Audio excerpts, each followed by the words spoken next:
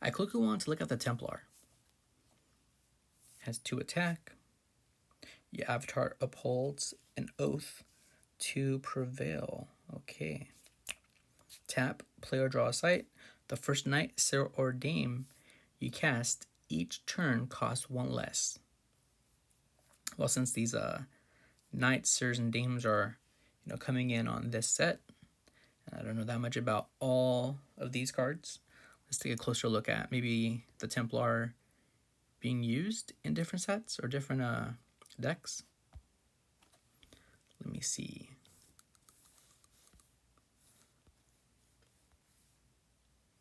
Let's quickly go to one.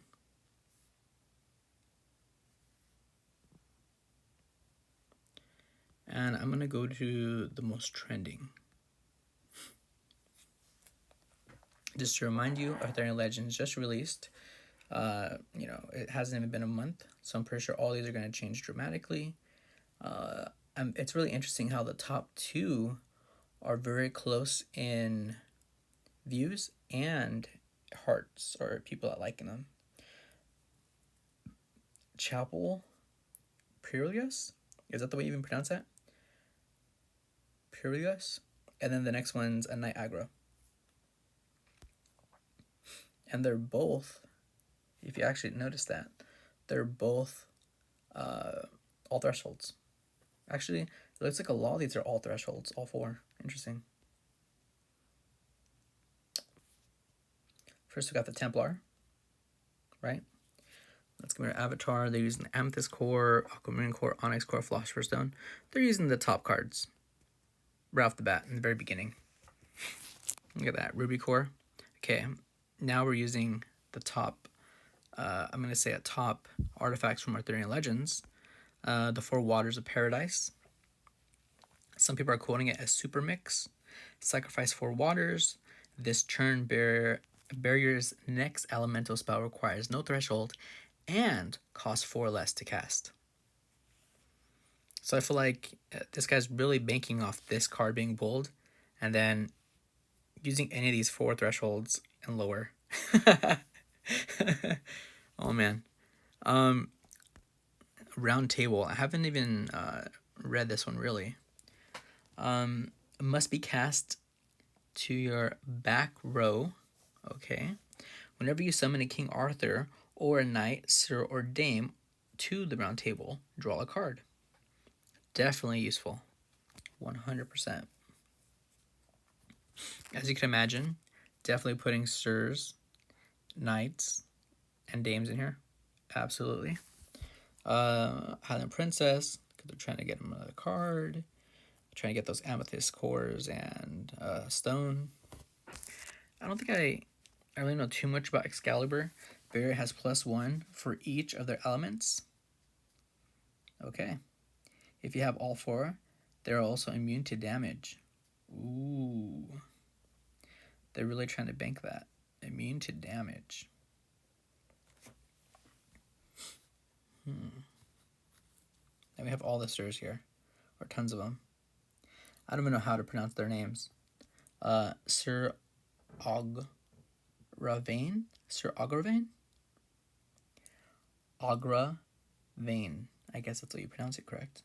A unique mortal seeks strength in numbers. Stealth, movement +1. Whenever another ally attacks an enemy adjacent to Sir Agravain, he strikes the enemy forward without losing stealth. Sir Boris the Younger.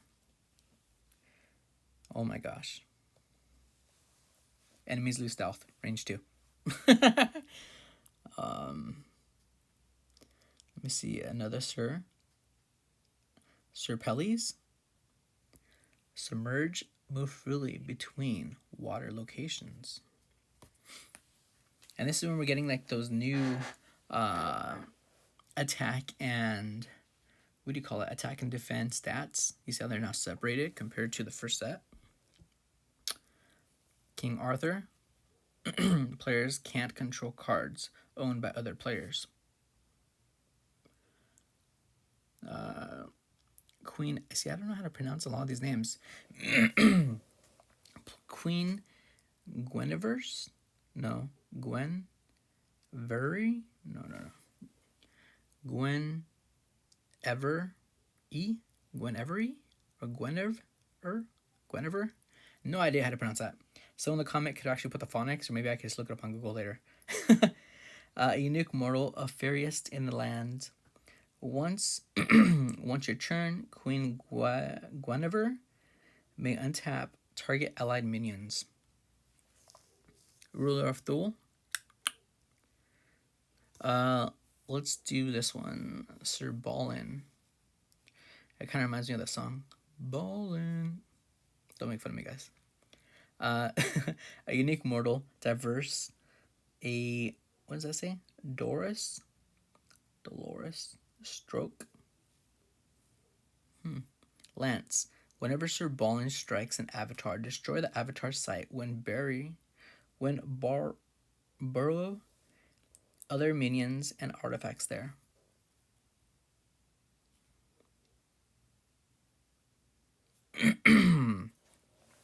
So whenever he strikes an avatar, destroy the avatar site, and then you borrow the minions and artifacts there. Very nice.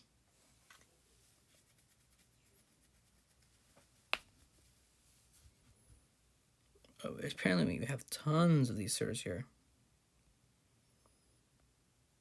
I'm really going to have to look up all these and see exactly what they all do.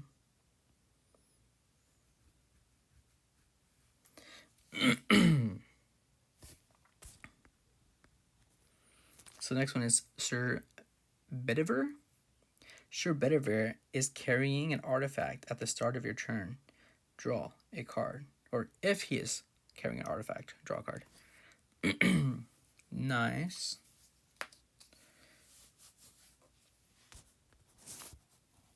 Lands untap at the end of your turn. Sir Gaheris. Sir Gawain. Sir Gawain takes damage for other adjacent allies. If he dies from damage taken this way, draw a card. Has 3+ power during enemy's turn. That is nice. Very vicious. Sir K. Kind of reminds me of like Circle K or something. Whenever Sir K targets a weaker minion, he untaps. Lemar. How do you pronounce that? Sir Lemork? And it says, Deathright. Strike each nearby enemy.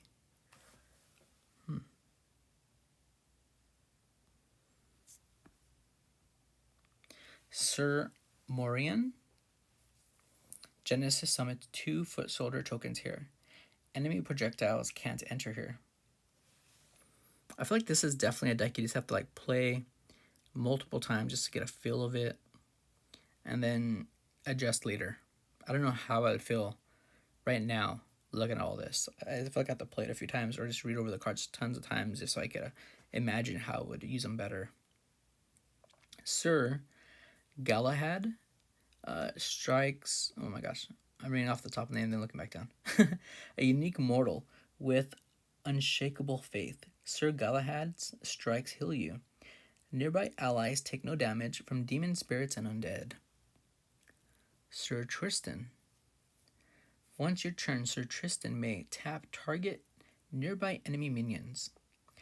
That enemy doesn't untap the next turn it would. That's pretty cool. And it's a 2 and 4. Sir Lancelot. Everyone's seen this like wildly. Team Covenant promo. First turn, Sir Lancelot fights. Oh my gosh, can't read it now. The first turn, Sir Lancelot fights each turn. Untap him. Oh my gosh, was it saying turn when it said time? Oh my gosh. I think it's almost time for me to take a break. And not look at this. Or I should get my coffee. The first time Sir Lancelot fights, each turn, untap him. Sir Mordred? Sir Mordred? I guess that's how you pronounce it. A unique mortal, or, let me zoom in a little bit. A unique mortal and pretender of the throne, to the throne, Genesis and Deathrite. Kill target adjacent enemy minions, or minion.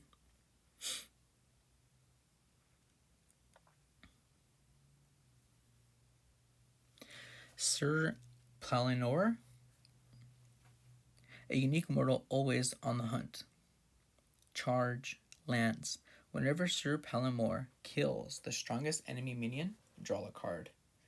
I actually really dig this card from the art perspective, but I think it could be different. Maybe a little better. I don't know. I could just imagine something different. I like the way it is, but just I kind of wish he was like attacking or something. I don't know why. Instead of just standing there. But very cool card. The Green Knight. A unique mortal taunts and retorts. Whenever an enemy minion can attack the Green Knight, it must. Deathrite. It strike. Oh my gosh. Strike target nearby enemy. That's very cool. Oh, and the curio of this is also nice. Oh, let's go into the magic. Valor. This is one of the newer cards in this set. I don't know that much about. Valor. An elite magic of fearless defense. May be cast when an ally defends a site or another unit. The ally gains +4 power this turn. Pendragon. How do you even pronounce that? Pendragon? Yeah, right. Pendragon. Legacy. A unique magic of enduring stories. Shuffle any number of unique cards from your cemetery into your deck. Draw a card. That is very nice. That kind of almost reminds me of that Death's... it wasn't Death's Door, but it was like the bird with the gate. And it was a curio for the alpha set. And it was saying like you could bridge the... I think it said like you could bridge your discard pile to your regular decks, something like that. The curio on that was pretty cool. Obviously, you can't use it for play, but it was a cool card. Dispel, ordinary magic of Shattered Vanity. Destroy all auras and artifacts at target location, up to 2 steps away. Duel. Ooh, look at that. Super nice. Ordinary magic throws down the gauntlet. An ally fights target enemy adjacent to it. And there was the most mightiest battle that it says there was the most mightiest battle that they ever that ever was seen in the land. Betwixt 2 knights. I really dig the art in that card. Very cool. Grapple Shot, King's Council. Draw a card for each unique ally. Rescue. Return a minion from your cemetery to your hand. Whirlwind Blades. Very nice. Let's check out the sites. So definitely going to have dual sites. And then this is definitely a new card. Avalon, a unique site of legendary wonder and grace, provides mana and threshold for everyone. Ooh, for everyone. How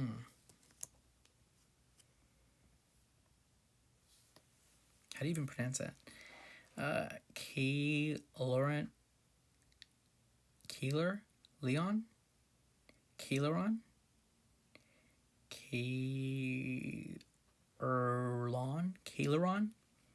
Anyways, Kaileron upon Usk, a unique site and city of legions. Only provide mana and threshold while you're in your back row. Camelot, a unique site where kings uphold court. Unique minions cost 1 less to cast to nearby sites. Ooh, I feel like some of these are just like words I never ever produce or never ever speak of or hear of, or just it's not in my language to just like randomly use some of these words, I guess, in general. Glastonbury, Tor, a unique side of myth and mysticism. Only provide mana and thresholds while in your back row.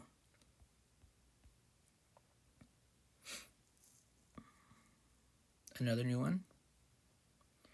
This really reminds me of like, I don't know, just the way Free City is or something, just like the art. Just like having this castle going around. And this one, it looks like it's surrounded in water. Joyous Guard? Joyous Guard, I guess you pronounce it. A unique site and seat of quarterly love. Only provides mana and threshold while in your back row. Mirror Realm. So you're going to copy something. Oasis, Ruin, Steppe, I guess. Right? I don't even know if people even pronounce the E at the end. I always call it Steppe. You're going to have all those little sites. The color Outer Space. This one's new. Tintagel.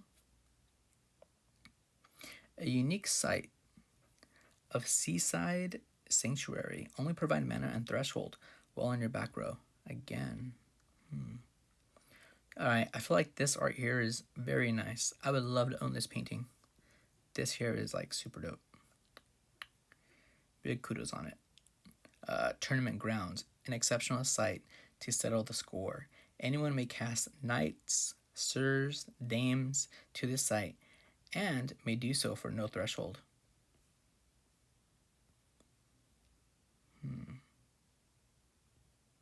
The Wedding Hall. An elite site of joyful union and internal vows. Provide no mana, but if Arthur and, I can't even pronounce that name, Guinevere, but then there's an E at the end. I'm just going to call it Guinevere. I don't really know. Start your turn here. You win.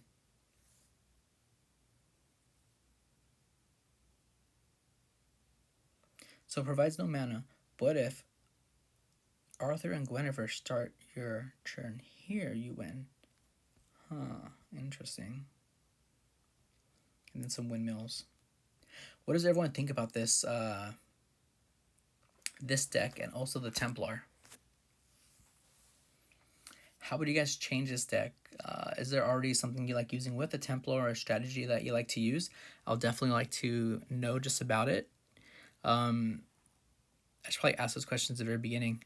If you stay this long, I very much appreciate it. I mean, you don't have to, but it's just an interesting thing to look at. And I hope everyone has a great and wonderful day.